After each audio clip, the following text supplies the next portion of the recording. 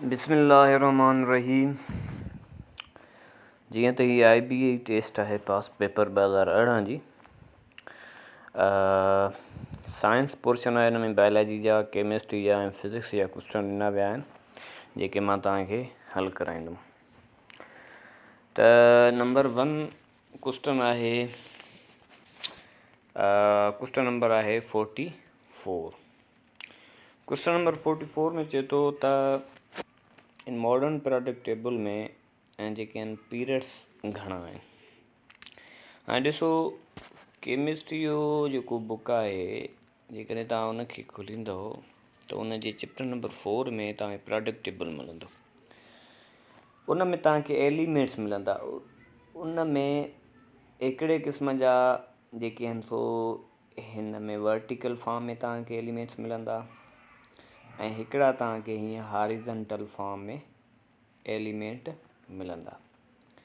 फर्ज़ कयो हिते हाइड्रोजन आहे, हेॾो हीलियम आहे, लिथियम आहे, बेरेलियम आहे, बोरान आहे, कार्बन आहे, डिफरेंट क़िस्मनि जा एलिमेंट्स तव्हांखे हिन रो जी फॉर्म में मिलंदा। त इन्हनि खे चइबो आहे पीरियड। इन्हनि खे चइबो आहे पीरियड। ऐं मथां खां हेठि वरी जेके एलिमेंट्स अचनि था, जीअं मिसाल हेॾो सोडियम आहे, हेॾो पोटाशियम आहे, हेॾो रिबेडियम आहे, त हाणे हेठि जेके मथां खां हेठि जेके एलिमेंट्स अचनि था इन्हनि खे चइबो आहे ग्रुप। त पीरियड जेके हूंदा आहिनि उहे 7 हूंदा आहिनि ऐं 8 जेके आहिनि सो तव्हांखे ग्रुप मिलंदा। त हाणे हिते सवाल इहा ॻाल्हि थो करे त पीरियोडिक टेबल में पीरियड्स घणा आहिनि। पीरियड तव्हांखे मां ॿुधाए चुको आहियां त पीरियड जेके आहिनि उन जो तइदादु 7 आहे। उन खां पोइ क्वेश्चन नंबर जेको 45 आहे, इन में चए थो त atomic property define minimum energy required to remove an electron from gaseous system in ground state. हिनखे छा चइबो आहे? इन जो मक़सदु इहो आहे त चए थो जॾहिं असां कंहिं एटम खे शेल मां कढूं, फर्ज़ कयो मां तव्हांखे ॿुधायो आहे त एटम जेको हूंदो आहे उहो ईअं राउंड स्ट्रक्चर जो हूंदो आहे ऐं ॿाहिरियों जेको आहे शेल हूंदा आहिनि। उन्हनि शेलनि में इलेक्ट्रॉन हूंदा आहिनि, विच ते पॉज़िटिव चार्ज हूंदी आहे, छो त हिन में प्रोटॉन जो तइदादु हूंदो आहे, इलेक्ट्रॉन ते नेगेटिव चार्ज हूंदी आहे। हाणे फर्ज़ कयो हे इलेक्ट्रॉन खे जॾहिं असां ॿाहिरि कढूं, इन स्टेट मां हिन खे ॿाहिरि कढूं ऐं जेका हिन खे एनर्जी ॾियणी पए उनखे छा चइबो आहे? त इन खे चइबो आहे आयोनाइज़ेशन एनर्जी।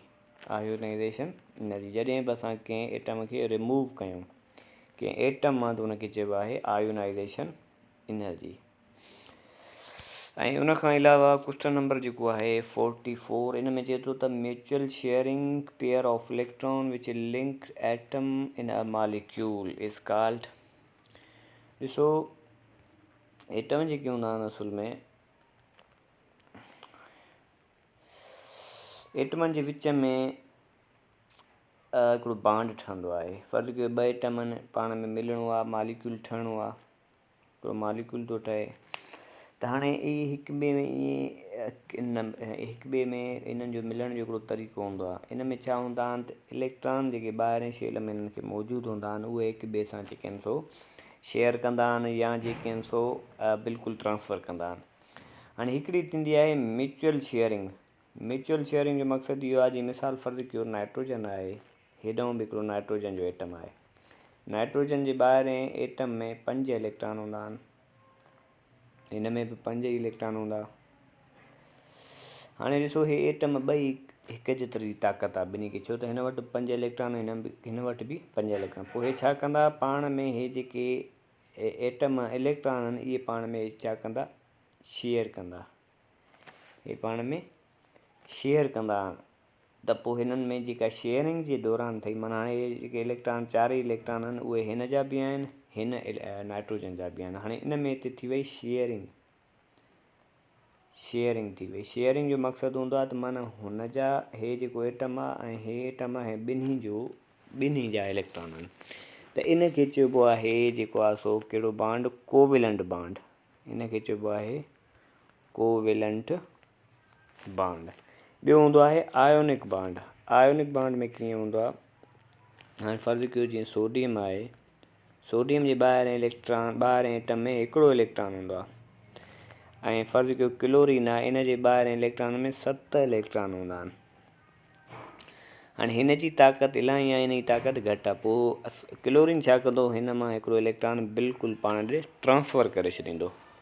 पोइ नतीजे में हिननि जे मथां चार्ज ठही वेंदी, माना हे ईअं थी वेंदा सोडियम प्लस क्लोरीन, इन ते पॉज़िटिव चार्ज अची वेंदी, हिते नेगेटिव। त हाणे जंहिं ते चार्ज अची वञे त उनखे चइबो आहे ionic bond. Ionic bond, ionic bond छा चइबो आहे, जॾहिं कोई एटम इलेक्ट्रॉन बिल्कुलु ट्रांसफ़र करे छॾे उनखे चइबो आहे आयोनिक बॉन्ड। हाणे हिते जेको आहे सवाल जेको असां खां करे थो, हिन में चए थो त शेयरिंग हुजे, छा हुजे, शेयर्ड पेयर्ड हुजे। त तव्हांखे मां शेयरिंग जी ॻाल्हि कई त उहा कोवेलेंट बॉन्ड जी जेका आहे बॉन्ड हूंदो आहे। आयोनिक बॉन्ड जेको हूंदो आहे उहो ट्रांसफ़र सां ठहंदो आहे। त इहो जेको आहे क्वेश्चन, हिन जो जेको जवाबु आहे उहो डी ऑप्शन इज़ राइट। ऐं उन खां पोइ आहे डिफ्यूजन। हाणे डिफ्यूजन तव्हांखे सम्झां त डिफ्यूजन आहे छा। डिफ्यूजन जो मक़सदु हूंदो आहे फैलाव। हाणे ॾिसो फ़र्ज़ु कयो हाणे ए गैस बि आहे, लिक्विड आहे ऐं सॉलिड आहे।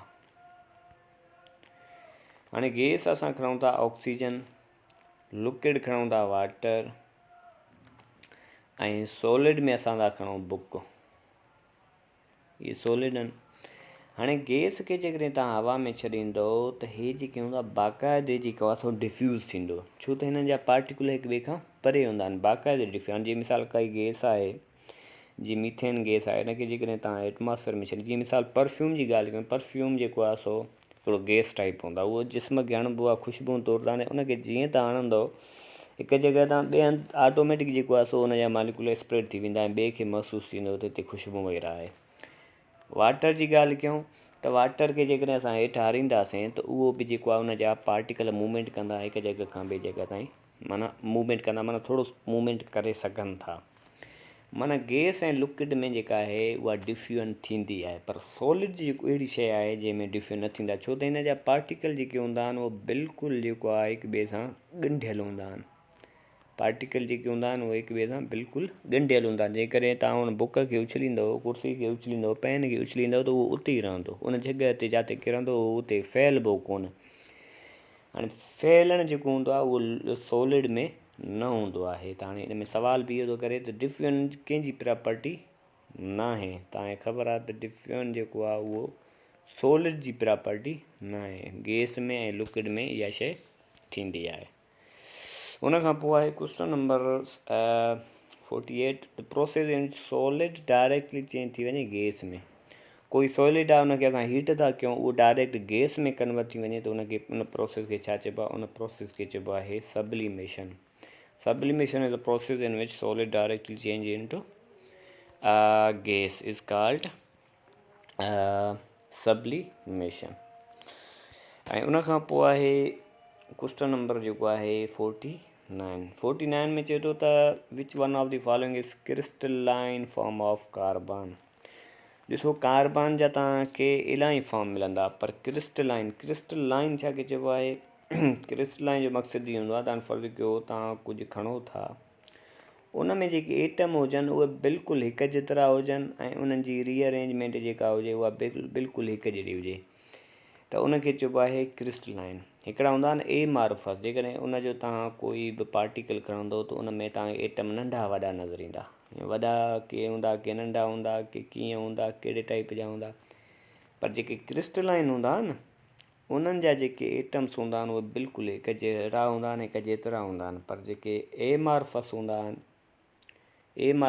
आहिनि उन्हनि जा पार्टिकल जेके हूंदा आहिनि मुख़्तलिफ़ हूंदा आहिनि हिक ॿिए खां। त हाणे हिते सुवाल इहा ॻाल्हि थो करे त कार्बन जी हेठनि मां कहिड़ो क्रिस्टलाइन हूंदो आहे। क्रिस्टलाइन जेको हूंदो आहे उहो डायमंड हूंदो आहे। डायमंड जा जेकॾहिं तव्हां स्ट्रक्चर ॾिसंदव त उन में एटम बिल्कुलु तव्हांखे हिकु जहिड़ा मिलंदा। पर हे जेके आहिनि हे बि कार्बन जा ठहियल हूंदा, चारकोल आहे, कोका, कोयला, पर इन्हनि जी जेका अरेंजमेंट हूंदी आहे उहा डिफरेंट हूंदी आहे एटमनि जी। उन खां पोइ आहे क्वेश्चन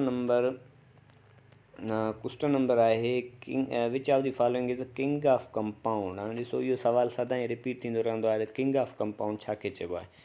त किंग ऑफ कंपाउंड चइबो आहे सल्फ्यूरिक एसिड खे, H2SO4। हिन किंग ऑफ कंपाउंड इन जे करे चइबो आहे त ही डिफरेंट रिएक्शन्स में यूज़ थींदो आहे, इन जे करे हिनखे किंग ऑफ कंपाउंड चइबो आहे। हे बि डिफरेंट कंपाउंड आहिनि पर किंग न आहिनि, छो त हे डिफरेंट बसि जस्ट हिकु पर्टिकुलर जेको आहे रिएक्शन लाइ यूज़ थींदा आहिनि। उन खां पोइ आहे क्वेश्चन नंबर जेको आहे 51 में इहो थो चवे त विच of the following constitutes pollute air car acid rain. हाणे एसिड रेन जेको हूंदो आहे उहो एयर में जेके आहिनि कहिड़नि गैसनि जे करे रेन जेको आहे उहो एसिड थी वेंदो आहे। हाणे इहे जेके हूंदा आहिनि जीअं मिसाल आहे नाइट्रोजन आहे, सल्फर डाइऑक्साइड आहे, ऐं अहिड़े तरीक़े सां ऑक्सीजन आहे ऐं तव्हांजो आर्गन आहे। डिफरेंट क़िस्मनि जूं की गैसूं कॉन्स्टिट्यूट्स मिलियनि, पर चए थो एसिड रेन जेको आहे सभिनी सां थींदो आहे सवाइ हिकिड़े जी, त ऑक्सीजन जेको आहे O2 इन जे करे जेका आहे सो एसिड रेन न थींदी आहे। बाक़ी हे जेके गैसूं जेकॾहिं एयर में वेंदियूं आहिनि त एसिड रेन प्रोड्यूस कंदियूं आहिनि। उन खां पोइ आहे क्वेश्चन नंबर 52 टाइडल इफेक्ट जेको आहे उहो is use to distinguish between. Tidal effect जेको हूंदो आहे असल में छा आहे, टाइडल इफेक्ट जेको हूंदो आहे इहो हिकिड़ी प्रॉपर्टी आहे जंहिंमें फ़र्ज़ु कयो तव्हां हिकिड़ो सॉल्यूशन खणो था, उन में जस्ट तव्हां वाटर था खणो ऐं उन में तव्हां शुगर था खणो। हाणे जेकॾहिं तव्हां उन शुगर खे हिन में पाणी में हल कराईंदो ऐं इन मां तव्हां लाइट पास कराईंदो त पोइ छा थींदो त जेको लाइट आहे, फ़र्ज़ु कयो हे सॉल्यूशन आहे, हे तव्हां हितां लाइट पास कई, हिते जेको आहे हिन जाइ ते पाथ न ठहंदो, विच ते पाथ, हिन जाइ ते जेको आहे पाथ न ठहंदो लाइट जो पाथ न ठहे। ऐं जेकॾहिं फ़र्ज़ु कयो तव्हां अहिड़ो सॉल्यूशन था खणो जेको फ़र्ज़ु कयो हिन सॉल्यूशन में तव्हां अहिड़ी शइ खयो जेको पाणी में हल न थिए। फ़र्ज़ु कयो तव्हां कोलाइड सॉल्यूशन खयो, कोलाइड सॉल्यूशन, हिन में तव्हां खीरु विझी छॾियो, मिल्क विझी छॾियो। हाणे मिल्क जॾहिं तव्हां पाणी में विझंदो त हिनखे कोलाइड सॉल्यूशन चइबो आहे। हाणे जेकॾहिं तव्हां इन मां लाइट पास कंदो, इन सॉल्यूशन मां लाइट पास कंदो जंहिंमें मिल्क मौजूदु आहे, त हिते तव्हांखे बाक़ाइदे ईअं पाथ नज़र ईंदो हिन विच ते, त इनखे चइबो आहे टाइडल इफेक्ट। लाइट जॾहिं स्पेक्टर थिए, स्केटर थिए, फैले, त इनखे चइबो आहे टाइडल इफेक्ट। चए थो इहो जेको आहे सो इन जूं डिस्टिंग्विश कंहिंसां डिस्टिंग्विश कयो वेंदो आहे, त इनखे डिस्टिंग्विश कयो वेंदो आहे सॉल्यूशन एंड कोलाइड्स में।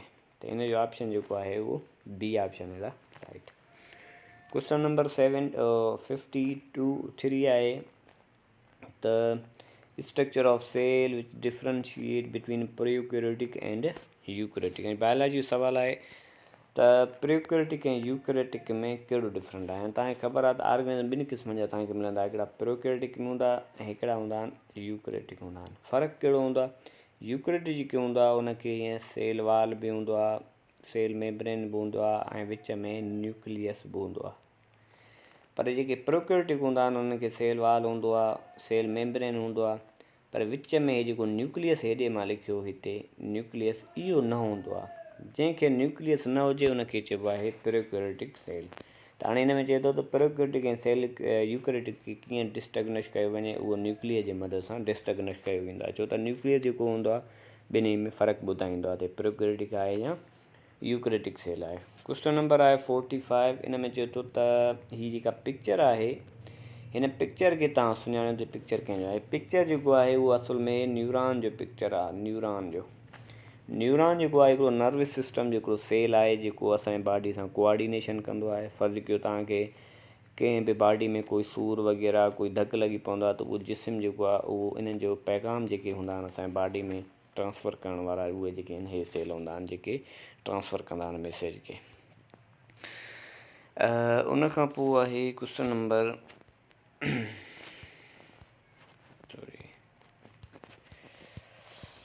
क्वेश्चन नंबर आहे 52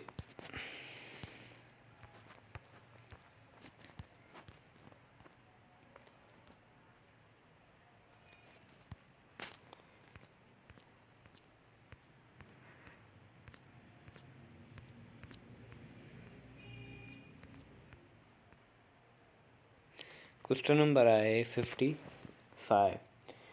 क्वेश्चन नंबर 55 में जेको अचे थो त ट्यूबरक्लोसिस हिकिड़ी टीबी जंहिंखे चइबो आहे या बैक्टीरिया जी डिज़ीज़ आहे, जेका हिकिड़ी बैक्टीरिया जो नालो ॾिनो अथनि माइकोबैक्टीरियम। छो त इहा टीबी माइकोबैक्टीरियम जे करे थींदी आहे त इन जा जेके आहिनि सो कहिड़ा सिम्टम्स न हूंदा आहिनि टीबी में, न हूंदा आहिनि सिम्टम्स, माना उहे बीमारियूं न हूंदियूं। फीवर बुखार इहो बि थींदो आहे, चेस्ट पेन बि थींदो आहे, स्वीटिंग इन नाइट माना राति जो गर्मी अचणु, ऐं जेको डी ऑप्शन आहे वेट गेन। वेट गेन माना वज़न वधी वञणु, मतलब टीबी थींदी आहे माण्हू कमज़ोर थी वेंदो आहे, त वेट गेन जो मक़सदु आहे त वज़न वधी वञे, बल्कि वज़न घटिजी वेंदा, त इहो सिम्टम जेको आहे उहो न आहे, त ऑप्शन जेको आहे D is the right. Question number 55 आहे। क्वेश्चन नंबर 55 में इहो थो चवे त कि इहो कहिड़ो ऑर्गेनिज़म आहे which of the following can breathe through skin. Skin जे ज़रिए कहिड़ो ऑर्गेनिज़म जेको आहे साहु खणंदो आहे। फिराक जेको आहे हिनखे 3 प्रोसीजर हूंदा आहिनि जंहिंजे मदद सां साहु खणंदो आहे, स्किन जे ज़रिए, माउथ जे ज़रिए ऐं लंग्स जे ज़रिए साहु खणी सघे थो। उन खां पोइ आहे क्वेश्चन नंबर 57 जंहिंमें चए थो during the breathing process diaphragm play की role which does diaphragm move from inhalation. इन जो मक़सदु डायफ्राम जेको हूंदो आहे इहो असुल में छा आहे, जॾहिं असां साहु खणंदा आहियूं, डायफ्राम छा आहे, हाणे असांजी जिते चेस्ट कैविटी आहे, जिते असांजा लंग्स मौजूदु आहिनि न, हाणे लंग्स जे विच में हिकिड़ो डायफ्राम हूंदो आहे, डायफ्राम, ऐं हेठि वरी स्टमक पेट हूंदो आहे जिते असांजो फूड मौजूदु हूंदो आहे, लंग्स जिते हवा वेंदी आहे। हीअ डायफ्राम जेको हूंदो आहे न, हीअ डायफ्राम इहो छा कंदो आहे, जॾहिं असां साहु चए थो, जॾहिं असां साहु खणंदा आहियूं त इहो डायफ्राम छा कंदो आहे, जॾहिं असां साहु खणंदा आहियूं त इहो डायफ्राम जेको आहे इहो मथे वेंदो आहे, माना हीअं वेंदो आहे। हाणे फ़र्ज़ु कयो हे डायफ्राम आहे, हिन जी स्ट्रक्चर थोरी ईअं डोम टाइप स्ट्रक्चर थी वेंदी आहे, माना लंग्स जेके आहिनि उहे मथे थी वेंदा आहिनि, प्रेशर हुन डेवलप थींदो आहे। अहिड़े तरीक़े सां जेको आहे सो इन में इहो सवाल थो करे त बाबा डायफ्राम जेको आहे सो इनहेलेशन जे ज़रिए छा थी वेंदो आहे, इनहेलेशन जे मदद सां छा थींदो आहे, अपवर्ड, माना उन जी जेका मूवमेंट थींदी आहे उहा अपवर्ड थी वेंदी आहे। ओ सॉरी, इहो मिस्टेक आहे, इन में छा थींदो आहे त इहो जेको डायफ्राम आहे उहो बल्कि थोरो हीअं पहिरियों हीअं हूंदो आहे, पोइ इहो सिधो हीअं लकीर वांगुरु थी वेंदो आहे डायफ्राम, त इहो जेको आहे इनहेलेशन जे मदद सां थींदो आहे, त इहो B option is the right, move downward. उन खां पोइ आहे question number which of the following is produce body by against disease. चए थो कोई डिज़ीज़ असांजी बॉडी में, फ़र्ज़ु कयो कोई बैक्टीरिया या वग़ैरह अची वञे त पोइ असांजी बॉडी उन जे मुक़ाबले में छा कंदो आहे, असांजी बॉडी जेको आहे उन जे मुक़ाबले में एंटीबॉडीज़ ठाहींदी आहे, एंटीबॉडीज़ जेके हूंदा आहिनि उनखे किल कंदा आहिनि। ऐं उन खां पोइ क्वेश्चन नंबर आहे 59 चए थो ईसोफेगस जेको आहे इन जो कहिड़ो कमु हूंदो आहे। ईसोफेगस जो कमु इहो हूंदो आहे pass the food to the stomach, माना फूड जॾहिं ईसोफेगस माना जॾहिं फेरेंक्स में वेंदो आहे, उन खां पोइ जॾहिं फूड असां गीत ॾींदा आहियूं त पोइ फूड जेको आहे ईसोफेगस हिन खे ट्रांसपोर्ट कंदो आहे, हितां खणी करे हिन मां बकल कैविटी मां खणी करे ऐं सिधो जेको आहे सो स्टमक में ट्रांसफ़र कंदो आहे, जिन जो कमु हूंदो आहे pass the food to the stomach. Question number आहे 60 ऐं लास्ट क्वेश्चन आहे, हिन में चए थो त chemical use to get rid insect to eat plant and crops, माना चए थो उहे कहिड़ा केमिकल्स आहिनि जेके असां इंसेक्ट खे किल कंदा आहियूं, जेके फसल खे नुक़सानु पहुचाईंदा आहिनि, त उन्हनि खे असां छा चवंदा आहियूं, हर्बीसाइड। त